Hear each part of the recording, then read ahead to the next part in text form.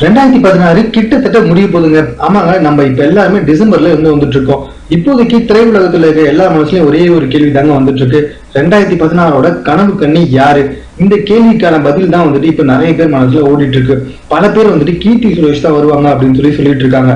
முன்னாடி எல்லாம் வந்துட்டு 1-2 பேர் தாங்க இருப்பாங்க. அவங்கள கனவு கண்ணியா யார் வருவாங்கன்றது ரொம்ப ஈஸியா ஜட்ஜ் பண்ணிடலாம். அது மட்டும் இல்லாம மக்கள் கிட்டையும் வந்துட்டு தமிழ் சினிமா திரையுலகத்தை சேர்ந்த பல பேர்கிட்ட வந்துட்டு கருத்து கணிப்பு எல்லாம் கேட்பாங்க. சோ அவங்களும் எதிர்பார்த்த ஆன்சர் தாங்க கொடுப்பாங்க. சோ ரொம்ப ஈஸியாவே வந்துட்டு கனவு கண்ணி இவங்க தான் அப்படின்னு சொல்லிடலாம். ஆனா இப்ப அப்படியாங்க, கிட்டத்தட்ட மாசத்துக்கு 3 பேர் வந்துட்டு கேரளாவில வந்து இறக்குமதி ஆகுறாங்க தமிழ் சினிமாவுக்கு. கிட்டத்தட்ட 15 நாமினிஸ் இருக்காங்களா இந்த வருஷம் 2016 யாரு கனவு கண்ணியா வருவாங்க அப்படின்ற லிஸ்ட்ல. அதுல முதல் இடத்துல வந்துட்டு கீர்த்தி சுரேஷ் வந்துட்டு இருக்காங்களாங்க. ஆமாங்க, கீர்த்தி சுரேஷ் வந்துட்டு 2-3 படம் நடிச்சாலும் 2 படத்துல பயங்கரமான ஹிட்டுக்கு போயிட்டு ரொம்ப வேகமா வந்துட்டு தமிழ்நாட்டோட உச்சியில இருக்க கனவு கண்ணியா வந்துருவாங்க அப்படின்னு சொல்லிட்டு எல்லாம் பேசிட்டு இருக்காங்க.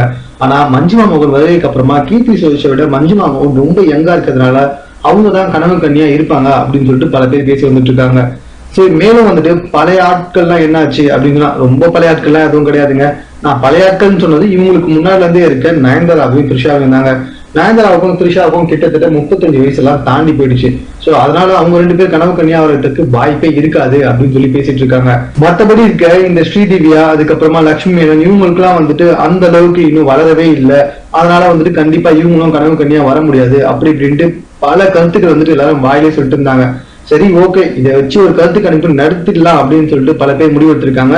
இது தொடர்பா வந்துட்டு தமிழ் சினிமா ஃபீல்ட்ல இருக்க எல்லாருமே கருத்து கணிப்பு கேட்டிருக்காங்க. ஆனா ரிசல்ட் என்ன வந்துச்சுன்னு சொல்லி பாத்தீங்கன்னா, நம்ம எல்லாருமே தூக்கி போடுற மாதிரி அமலாபால் தான் இந்த வருஷம் கனவு கண்ணியா வருவாங்க அப்படின்னு சொல்லிட்டு சொல்லியிருக்காங்களாங்க. ஆமாங்க, இது எல்லாருக்கும் மிகப்பெரிய அதிர்ச்சி ஏற்படுத்திருக்கு. அமலாபால் கல்யாணம் ஆயிட்டு விவாகரத்துக்கு ஆனதுக்கு அப்புறமா கூட வந்துட்டு தமிழ் சினிமாவில ரொம்ப ஆக்டிவா வந்துட்டு இருக்காங்க. விவாகரத்துக்கு அப்புறமா தான் இவங்களுக்கு சொல்ல போனா நிறைய படங்கள் புக் ஆகியே வந்துட்டு இருக்கு. சோ அமலாபால் தான் கண்டிப்பா இந்த வருஷம் கனவு கண்ணியா வருவாங்க. அது மட்டும் இல்லங்க, அமலாபாலுக்கு இப்ப 26 வயசு தான் ஆயிட்டு இருக்கு.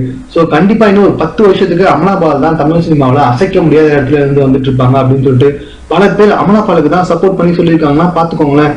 இதை கேட்டு எனக்கே ஹார்ட் ஒரு மாதிரி வெடிக்கிற மாதிரி தாங்க இருக்கு. பாவம், உங்களுக்கு எப்படி இருக்கோ. மேலும் இது போன்ற சினிமா தொடர்பான செய்திகளை உடனுக்குடன் தெரிந்து கொள்வதற்கு எங்களுடைய சேனலை சப்ஸ்கிரைப் பண்ணுங்க. இந்த வீடியோ பிடிச்சிருந்தா லைக் பண்ணுங்க. உங்களுடைய கமெண்ட்ஸ் எதுவாக எங்களுக்கு போஸ்ட் பண்ணுங்க. தேங்க்யூ.